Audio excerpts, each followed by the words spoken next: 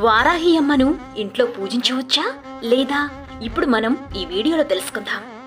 జగన్మాత యొక్క 7 శక్తి స్వరూపాలలో ఒక్కరే వారాహి మాత. జగన్మాత చేసే యుద్ధాలలో సైన్యానికి అధ్యక్షత వహిస్తూ ఎంతో మంది రాక్షసులను సంహరించారు. అటువంటి అమ్మను అందరూ కూడా ఇంట్లో ఫోటో పెట్టుకుని పూజించుకోవచ్చు.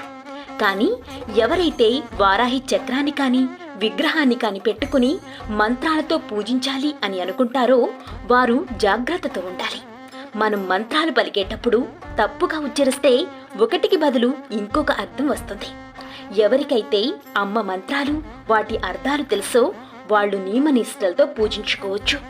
విష్ణుమూర్తి సేవకు సూర్యోదయం, శివుని సేవకు సాయంత్రం ఎలా శ్రేష్టకరమో ఈ వారాహి అమ్మవారికి రాత్రి 7 గంటల తర్వాత మరియు ఉదయం 4 గంటలలోపు అమ్మవారి ఫోటో పెట్టుకుని దీపధూపాలతో బెల్లం పానకం వడపప్పు నైవేద్యంగా పెట్టి మనసుని నిర్మలంగా ఉంచుకుని భక్తి శ్రద్ధలతో అమ్మ అని పిలిస్తే చాలు.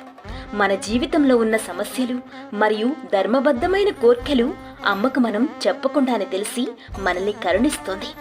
జై వారాహి మాత అని కామెంట్ చేసి, లైక్ చేసి, సబ్స్క్రైబ్ చేసుకోండి.